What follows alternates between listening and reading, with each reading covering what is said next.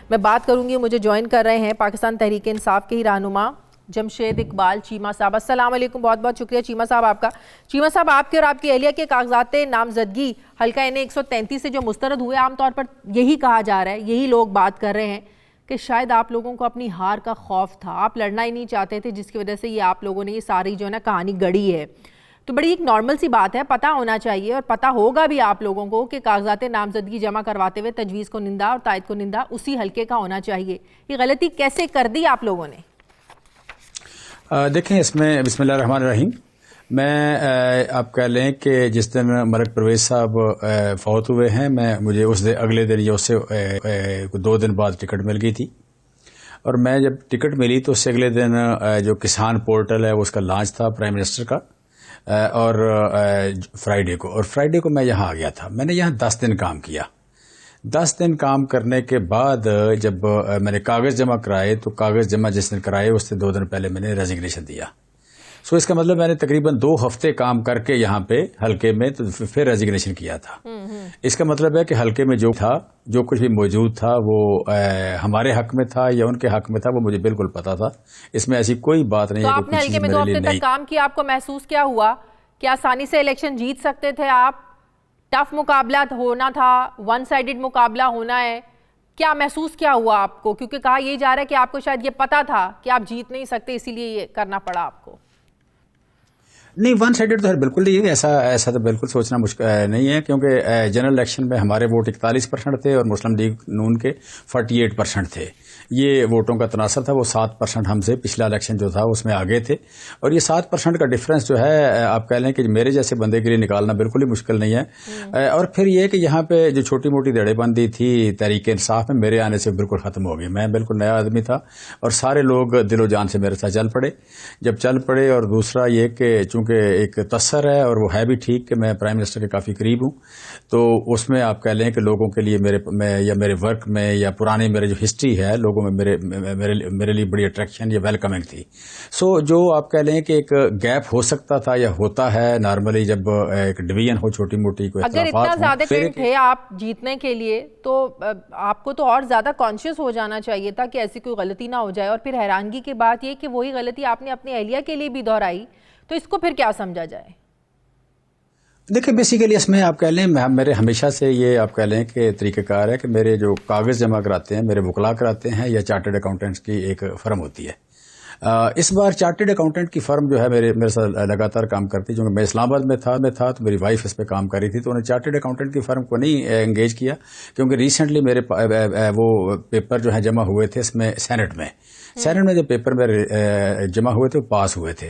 जब पास हुए तो उसमें जितना भी टैक्स के मामला थे वो सारे चार्टर्ड अकाउंटेंट की फर्म ने किए हुए थे, लिहाजा उसकी ज़रूरत नहीं थी। सिर्फ वकला की टीम थी, 4 वकला की टीम जो बड़े सीनियर वकला हैं।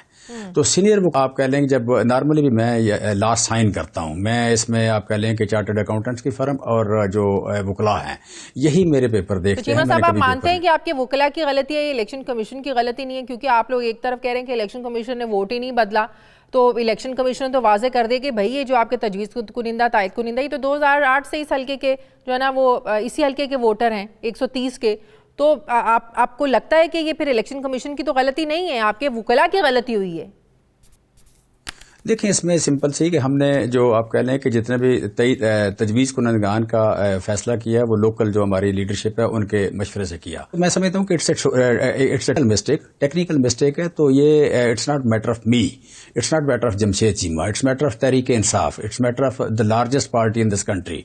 सो लार्जेस्ट पार्टी को इलेक्शन कमीशन को एक आप कह लें कि इलेक्शन लड़ने से इलेक्शन कमीशन ने तो अपने क़वायद ज़वाबित किसी के लिए बदलने तो नहीं है, चाहे वो लार्जेस्ट पार्टी है या कोई भी पार्टी है। इलेक्शन कमीशन तो क़वायद ज़वाबित के मुताबिक ही चलना है। ऐसा नहीं है कि तहरीक इंसाफ की हुकूमत है और आप लोगों का मामला है ये, तो आप जो इलेक्शन कमीशन है वो अपने क़वायद ज़वाबित कानून ही बदल दे आप लोगों के लिए, ऐसे तो नहीं हो सकता। हमने तो जाके बड़ी जल्दी चले गए थे हम उनके पास कि हमें बदलने, आप कह लें कि हमारे जो प्रपोजल है वो बदलने की इजाज़त दे दी जाए। तो ये डिस्क्रिप्शन होती है उनकी, वो दे सकते हैं इसकी इजाज़त, ठीक है।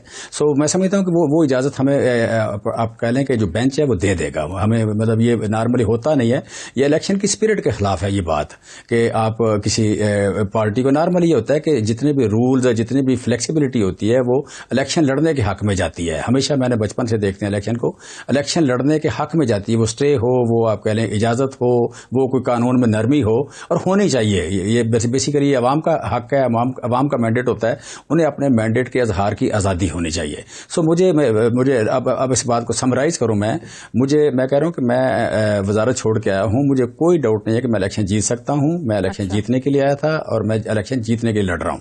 सो मैं आज जो आप कह लें कि अदालत में हूं, वो भी इसलिए है कि मुझे अदालत से इजाजत मिलेगी तो मैं इलेक्शन जीतूंगा। सो तो अगर इलेक्शन 5 दिसंबर को आपको लगता है तब तक आपको इजाजत मिल सकती है? नहीं तो लग तो यही रहा है कि ये सीट जो है ना वो नून लीग को ही मिलेगी अगर इजाजत नहीं। डेफिनेटली मैं समझता हूँ कि अगले ये 9 तारीख है लास्ट है इसके डिसीजन की, तो मुझे उम्मीद है कि मुझे इजाजत मिल जाएगी। मुझे इजाजत मिलती है तो मैं इलेक्शन लड़ूंगा। तो इलेक्शन में आप देखते हैं मेरा टेम्पो इलेक्शन का ज्यादा है, बाकी कैंडिडेट से ज्यादा है, और मेरा रिस्पांस भी ज्यादा है। मेरा रिस्पांस भी ज्यादा है, मुझे कोई इस पर डाउट नहीं है। So I am here to contest the election, और मेरी रिक्वेस्ट होगी इलेक्शन कमीशन से और अदालत से, दोनों से। मैं ये नहीं कह रहा कि गलती हमारे से तो गलती हुई ना, ये तो आप कह लें कि नहीं ऐसा हो सकता कि, बट हम कहते हैं गलती छोटी है, टेक्निकल नोयत की है, सब्सटेंशियल नोयत की नहीं है। तो टेक्निकल नोयत की गलती जो है उसे सुधारने का मौका देना चाहिए, हम ये कह रहे हैं। हम ये नहीं कह रहे इलेक्शन कमीशन वैसे ओवर रिएक्ट कर रहे थे, वो कह रहे हैं। अच्छा, इलेक्शन कमीशन बकौल आपके ओवर रिएक्ट कर रहा है। बहुत बहुत शुक्रिया। साबिक secretary election commission Kanwar Dilshad साहब ने मुझे ज्वाइन किया। अस्सलाम वालेकुम, बहुत बहुत शुक्रिया कंवर दिलशाद साहब। यकीनन आपने भी सुना होगा जमशेद इकबाल चीमा के बकौल इलेक्शन कमीशन ओवर रिएक्ट कर रहा है। छोटी सी गलती है, टेक्निकल गलती है, इलेक्शन कमीशन को उनकी सुन लेनी चाहिए। नहीं, मैंने सारी गुफ्तगू सुनी है। जनाब चीमा साहब ने बड़ी खूबसूरती से अपना पॉइंट पेश किया है। वो बड़े एक समझदार आदमी हैं और हमेशा लड़ते रहे इलेक्शन। लेकिन मुझे हैरानगी ये है कि उन्होंने चार्टर्ड अकाउंटेंट का जिक्र किया। ये चार्टर्ड अकाउंटेंट का सब्जेक्ट नहीं है। कहते हैं उन्हीं की फॉर्म में थी सिर्फ चार्टर्ड अकाउंटेंट की। वो गलती का शिकार है। मैं बताता हूँ ना कि पहली बात यह है कि ये जो हमारा इलेक्शन एक्ट 2017 का सेक्शन 60 है, ये बड़ा इंपॉर्टेंट है।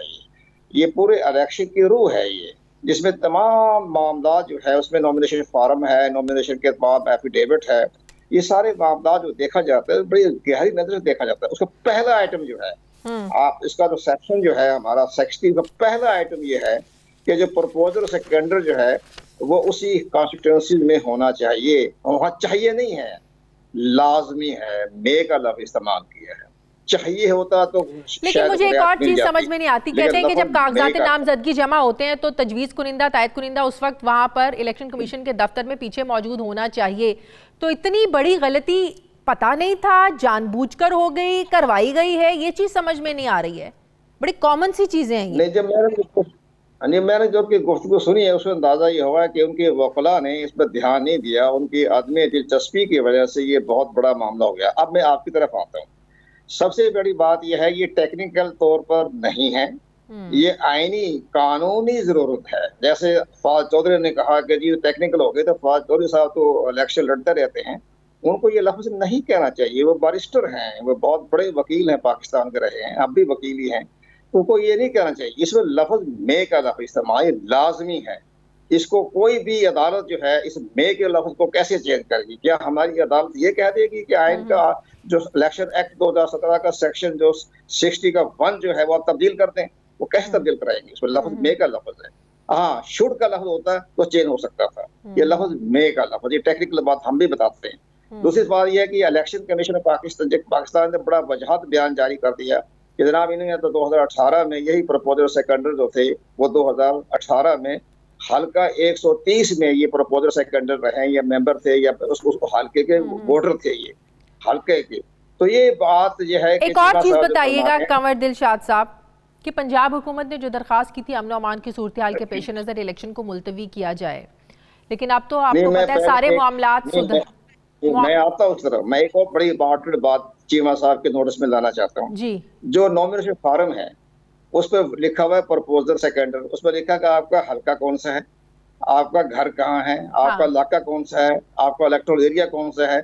उसमें नजर आया कि जनाब ये तो हल्का जो है 130 का है, ये तो 133 का नहीं है। उसका इसके बाद शनाख्ती कार्ड है, शनाख्ती कार्ड में जो उसका एड्रेस है वो हल्का 130 का है, 133 का नहीं है। ये दो चीजें बड़ी इंपॉर्टेंट है।